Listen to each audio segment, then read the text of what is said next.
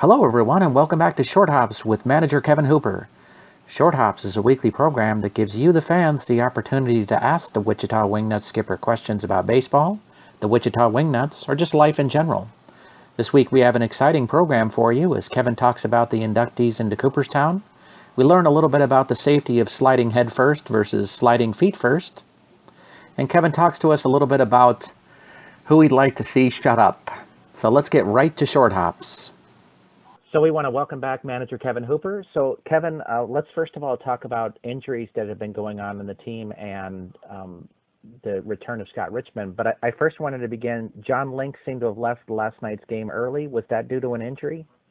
Yeah, big concern of ours right now. A little elbow injury he has. I could tell from pitch one he wasn't right. Been bothering him a little bit. It's been a little tender the last couple starts. He's just been able to manage it. He's actually going to the doctor at 4 o'clock today, so we'll find out more. But I don't see him making his next start for sure, so I doubt he will even make this Can-Am trip with us when we're going out east for these 10 days. I think that we'll probably end up putting him on the DL and just let him rehab it while we're gone and hopefully, get on top of this and he'll be able to come back. But the injury bug hit us. Here we are planning this long trip and trying to figure out who we can get. Because we got flights we have to deal with, getting guys into Canada, all that stuff, and making sure they've got passports for anybody new that we bring in. And so Link and then Middlestat didn't play the last 2 games of the Laredo series because he's got a big heel bruise that might be a stress fracture. So he's been in a walking boot, and I just gave him those last 2 off leading into this break so he could get 4 days off to try to once again stay on top of that. But he's going to the doctor also today at 4. Harrison Kane, is dealing a little hamstring injury, and Jason Van Skyke, another starter of ours, is dealing with a little shoulder issues. So we're getting hit with it right now, in a crucial time of our season.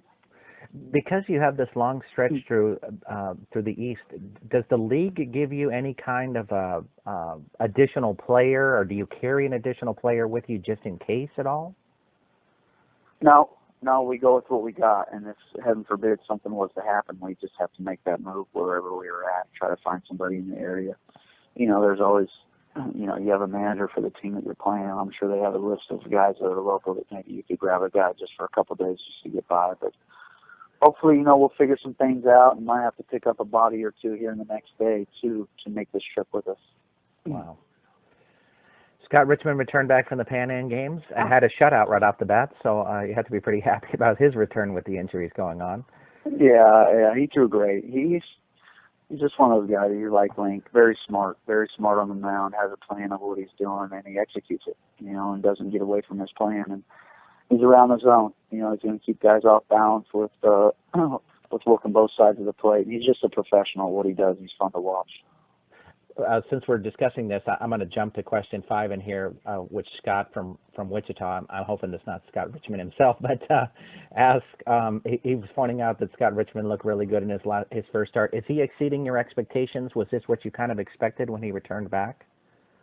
No, yeah, it's what I expected out of him. A veteran guy made 25 starts in the major leagues one year, and like I said, he uses his knowledge to his advantage. The guy knows how to pitch, and he has a plan, and he sticks to it. And you just hope that the other guys, not only in your rotation but down in the bullpen, watch a guy like that and Link and watch those guys work and how they go about their business, and they can feed off of that. Jack from Wichita asks, and I would assume with the way the pitching staff is right at the moment that this is even a bigger issue for you, but he asked, Omar Bencomo had been pitching really well, but not as well since returning to Wichita. What are you attributing that to? Yeah, I think we're getting away from the fastball a little too much. The other night in Laredo, he actually pitched okay, except for the 1 inning. He gave up the 5 runs and put up zeros all around it, but got to make a little quicker adjustment at times. I think his fastball rate, which normally we're looking at like 70% from a starter, his was 47% that night. So, just going to the off speed a little too much, I think, and getting away from his fastball, which is a really good pitch that he has really good command of. So, it is a learning experience, hopefully, and we're just going to have to continue to work and continue to to try to get him back on track and where he was there at the beginning of the season. But I'm not concerned with him one bit. He's another solid pitcher in our rotation that, hopefully he's going to end up strong here as we come down the stretch this last month. Mac from Hutchinson would like to know, John Link has been pitching really well for you, and what do you think are some of the keys that he's been having so much success? I think he's a lot like Richmond. He's just so smart. Those guys are professionals. They've done it at a high level. They know what it takes to get guys out. We come up with a game plan. We come up with the best scouting report we can against opposing teams and try to stick to that and make adjustments on the fly. And especially those older guys, they can make the adjustment pretty quick. If something's not working, they'll make the adjustment really quick. Just like I kind of talked about Ben Como, I felt like we maybe waited too long to make an adjustment. Where those are two guys that will make it really quick. And even when they're not their best, they find a way to get through it and battle that night, compete, and continue to get guys out. So I'm a little concerned, though, with the elbow, with what's going on. Obviously, that's a big piece for us. When you give him the ball, you can pretty much count 9 times out of 10 he's going to pull out a win for you. Will that mean that Scott Kuzminski or Alex Coronas will be filling in for John while he's out? Yeah, we actually got another bullpen guy coming, new signee that we just added. It'll be joining us the first leg of this trip. So Coronas actually wanted to continue to be in a rotation, so we were going to end up trading him to go somewhere else to continue to be in a rotation. That was kind of his choice. And, it's like, as I always say, it's not about me, it's about these players. And if that's what he wanted, as much as he didn't want to leave, that's what he wanted to do. But that's kind of on the back burner right now and on hold just with our situation. So we're spending the day today just kind of weighing some options and seeing where we're at, and then we'll make the decision from there. Kyle from Kansas City explains that he's heard a lot of praise for T.J. Middlestat and what he's done for the Wingnuts. What are some of the values that you think he brings to the club? Yeah, TJ is very versatile. He's mainly our third baseman, but he can play second. He can play the outfield too. And he's pretty much been hitting the 3-hole for us for a long time. And a lot of times your best hitter is going to be in that 3-hole because you're going to make sure they get up that first inning no matter what. Be able to try to make a difference early on in the game. But he just brings a lot to the table. He can run. He's got power. He walks a ton. I know he strikes out his fair amount, but that's something we continue to preach and continue to work on. And, I mentioned before on the show, I think that his eye, like Espinosa, they have such a good eye of the strike zone. Sometimes that gets them in trouble with 2 strikes because they might spit on a pitch thinking it's a ball, where, maybe an affiliated ball at the upper levels, it is a ball, but here it might be a strike. So, just been trying to talk to him, with 2 strikes, you have to put the ball in play a little more, at least fight some pitches off, and we continue to work on that. But he's a big piece to our puzzle, no doubt about it. Boy, those 2 guys have been absolute on-base machines for you guys lately, too. Yeah. Absolutely. Okay, Ken from Wichita notices that you don't wear a helmet when you're coaching in the third base box and was wondering if that was required like it is at the major league level. No, they haven't made it a requirement yet. We've talked about it for years, I know, and the league's talked about it for years, but, that all started when the gentleman, that died coaching the base pass, all that situation happened. It was cool ball, actually, a guy I played against coming up through the minor leagues, and just a sad situation. And the thing is that everybody continues to talk about it. He didn't even get hit in the head, he got hit in the neck area. So, it's something that, like I said, I feel like my reflexes are still pretty good at my age, and that I can move. And when I coach third base, when it's a big right-handed hitter up, I'll scoot back both ways. I'll scoot back towards left field, and I'll scoot back towards the dugout too, just to kind of give myself some more room. But they just haven't mandated it and made it mandatory in our league yet. They've talked about it for a couple of years, but until they do, I don't think you'll see too many coaches in our league wearing helmets. Do you think it's kind of a good advantage to say it really should be the coach's decision at that point? Yeah, I think so. I think so. I think that, if you want to wear it, wear it, but if you're not required to, then I think that that's the coach's decision to make that decision whether they want to wear it or not. I mean, I would think a person like yourself in particular, you played infield for a really long time, and so you understand, it's not much difference where you're standing from playing short. Exactly, and that's what I was just going to mention. Yeah, it's really no different. I just don't have a glove on, but it's just like getting a line drive hit me at shortstop. You can dodge the bullets. And I know it's different coaching third because my eyes are on some other things, but I make sure, like I've talked about before, the angles are very important for me coaching third base, not only for my safety, but to put my guys in the best situation possible. We have a couple of questions from Kim from Emporia. The first, she asked, are there managers that you've watched or played for that you tried to pattern your own managerial style after? Oh, yeah, there's plenty of those guys. I always talk about you take a lot of good from some of the guys you played for, and you take the bad from some of the guys you played for, and you just kind of mesh it into your own deal. Jim Leland's a guy, obviously, that I got to spend, a month with, but it was real important for me, to learn as much as I could from him, and just take bits and pieces and learn what you can. Like I said, but I could say that about a lot of guys. Rick Renteria was my manager in Double A, and I learned so much from him and how he went about his business also. So there's been a lot of guys, too many to name probably, that I've taken. Gene Stevenson, my college coach, that's where it all started for me. And I give him a lot of praise for me being in the position I'm in now, and just for teaching me quite a few of those aspects of the game and the right way to do things. Kim also wonders how you think your management style or managerial style has changed from when you first started managing the Wingnuts. I don't think it's changed a whole lot. It really hasn't. I've grown, obviously, as a manager, as I'm going to do every year. I do it, as I always talk about with players. Can't teach experience. And the more experience I get at it, I would hope the better I'm going to be at it. I've always been a guy where we're going to put pressure on defenses. I'm going to get guys moving. We're going to steal quite a few bases. We're going to play good defense, and we're going to pitch. We've put a lot of good lineups throughout the years out there also. This has been it's been a crazy year for us. By any means, the talent-wise, we've got one guy hitting over 300. I think we're maybe sixth in hitting and third or fourth in pitching, and defense is like fourth or fifth. Typically we're 1, 2, or 3 in all three of those.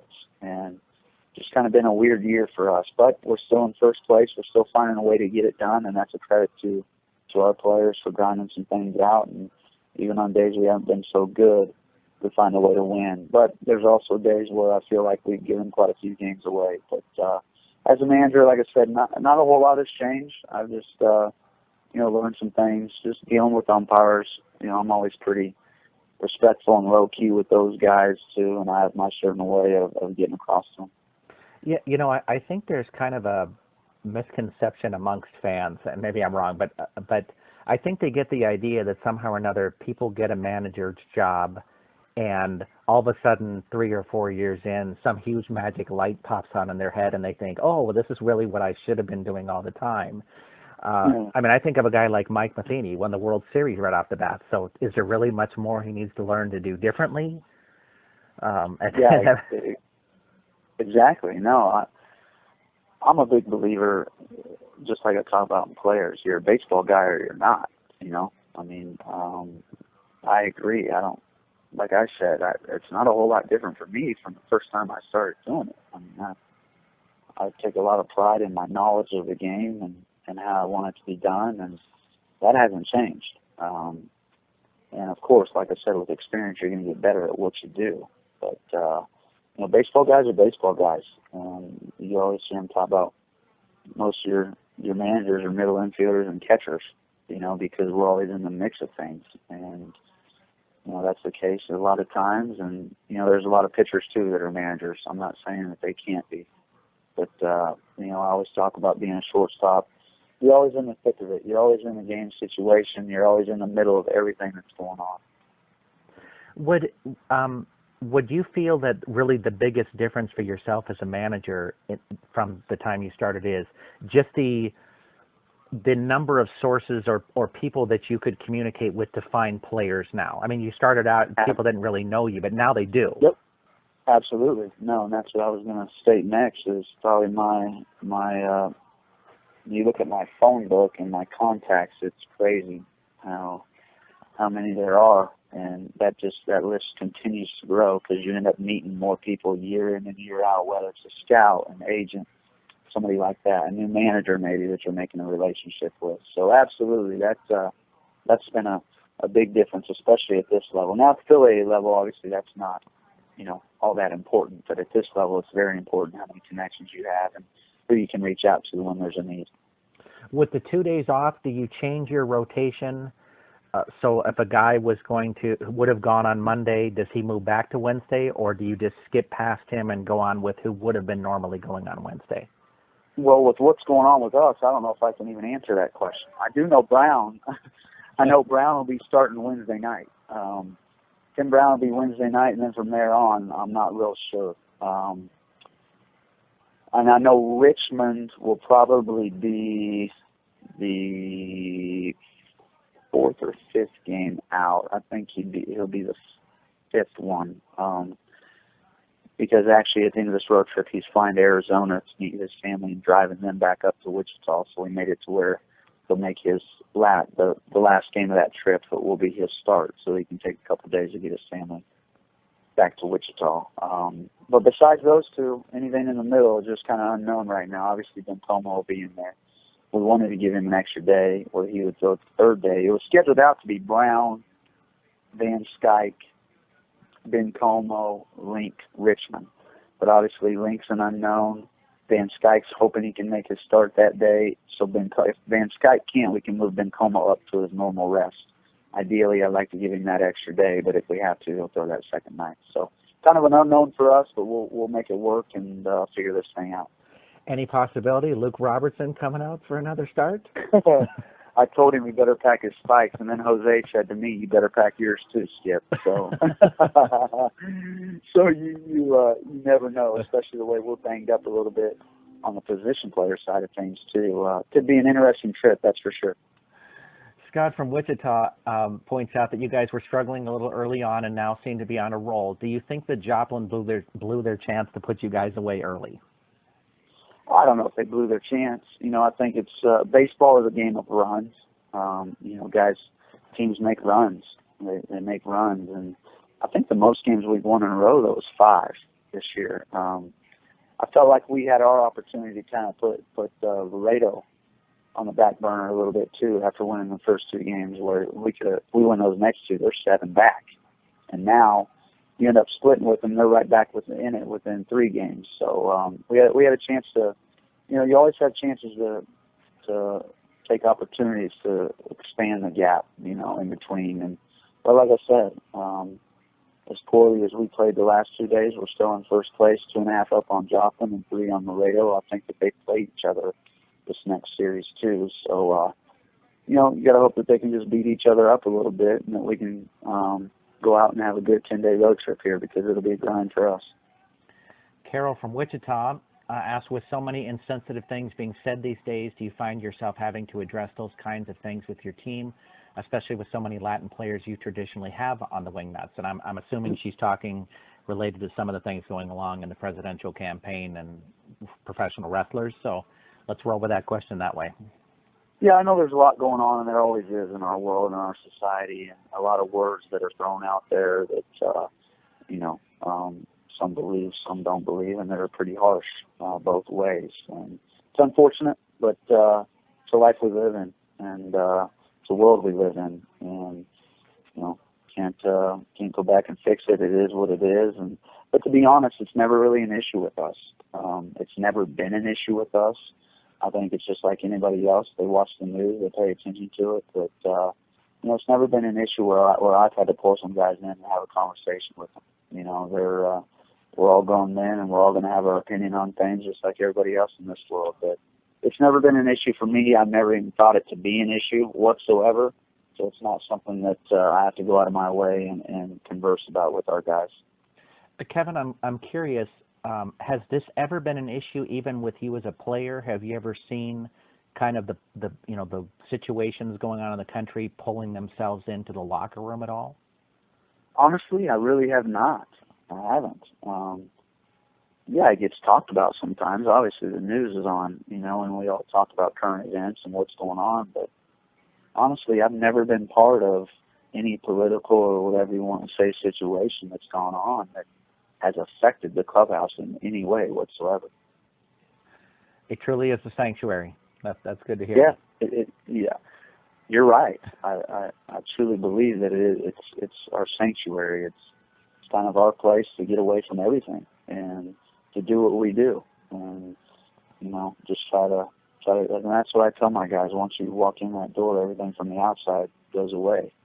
And you're focused on your job and what you get paid to do. And then when you leave that door at the end of the night, you can go back to the real world and focus on what you need to. But like you said, you hear people talk about the sanctuary all the time. It's our sanctuary. It's the truth. I mean, it's our place to kind of get away from everything, society, the real world. Mike from Hayesville would like to know your feelings about this year's Hall of Fame class. Yeah, good class. It's always fun to see who gets, who's going into the Hall. I mean, that's always a big deal. Obviously, my favorite from this group is Biggio, just being the size that he was and the grinder that he was. Here he is a catcher, then he turned into a second baseman. And it's just neat. It's always neat to see those guys, and I couldn't imagine what a whirlwind day that is for them once they get that phone call going into the Hall of Fame, because that's the top of the class, and that's pretty much the pinnacle that you've reached in the game of baseball once you get inducted into that Hall of Fame. So congrats to all those guys. Three of the most impressive starting pitchers, I think, of our age. Oh, gosh. No question about it. And well-deserved by all those guys, and those are guys that I grew up watching all the time, a lot of them, and it's just neat to see. And neat to see that time in their life has come and where they're getting rewarded for their success. Mike from Wichita is wanting to know, for parents and coaches, what do you think is the best way for a player to learn how to slide, head or feet first, and do you recommend that a person even try sliding head first? Yeah, head first is it's tough. My philosophy on head first is into first base, maybe when you see the throw up high and you're trying to dodge it just to get out of the way. That's really the only time. I've never been a believer sliding head first into first base just to try to beat a ball. We always talk about track athletes. If it was faster, you'd see them sliding. Now, granted, they may not do it on the surface that they're running on, but I've always been a firm believer it's quicker to run straight through the bag. But I was always a feet first guy. Because I use my feet to hit the bag and propel myself back up in the air onto my feet.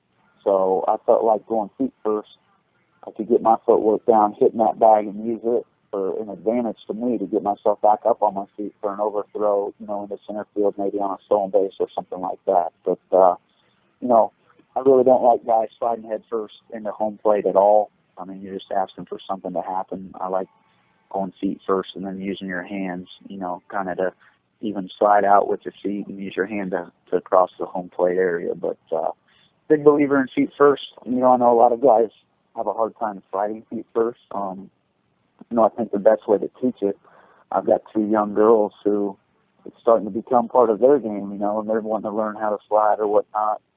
I think if you can find some turf that you can wet down or even get like a slip and slide or something like that, and I know they have those sliding mats also, but those are the best tools to get on to try to teach your kids to slide. Interesting. Tim from Wichita wants to know, in a food competition between Josh and Luke Robertson, who is your money on? No doubt about it, Josh Robertson, I think, would win the food eating contest. Luke can hold his own, though. But Josh can get after it when it comes to food. So my money 100% would be on the older brother, Josh Robertson. Nancy from St. Paul wants to know, she says she finds herself wishing Donald Trump would just shut up. Do you find yourself wishing somebody would just shut up? Well, I think here we go back to our society and our media and all that stuff.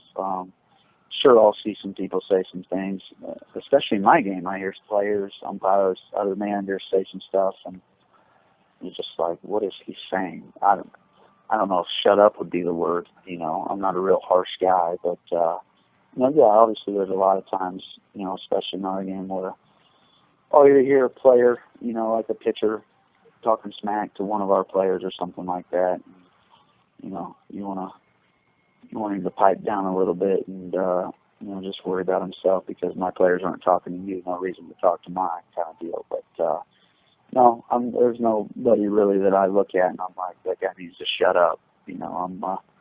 like I said, pretty professional guy. And there are a lot of people, though, that I hear talk and say some things that I think are awful silly, and wonder if they could take him back. But that's about as far as it goes. Just for fans out there, I did want to point out that Nancy specifically asked who Kevin would want to shut up. But knowing Kevin as well as I do, I know he would never call somebody out like that. So I adjusted that question a slight bit. Exactly.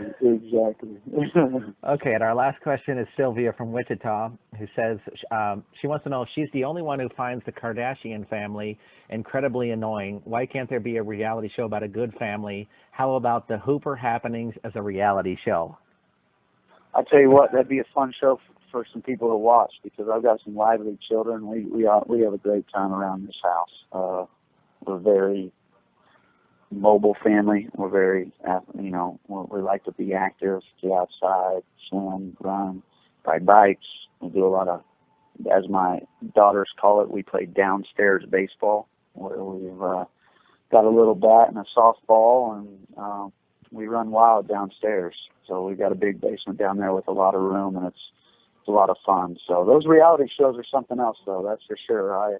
I agree that some of those you watch, and they can drive you a little bit crazy, and you wonder how this stuff is on TV even sometimes. But and yeah, that'd be I'm game for a little House of Hoop for sure.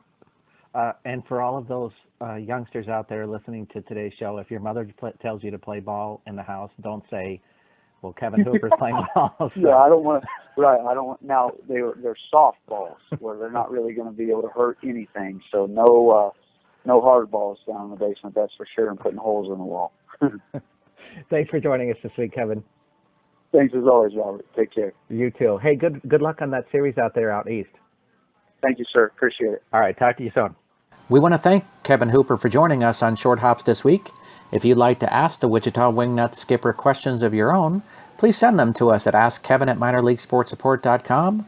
That's askkevin@minorleaguesportsupport.com. Please have them in by Friday at midnight so we can give the Wichita Wingnuts skipper a couple of days to review questions before we record the show on Monday morning. We thank you for joining us this week. I am Rob Pannier, the managing editor of the Minor League Sports Report, and we look forward to seeing you next week on Short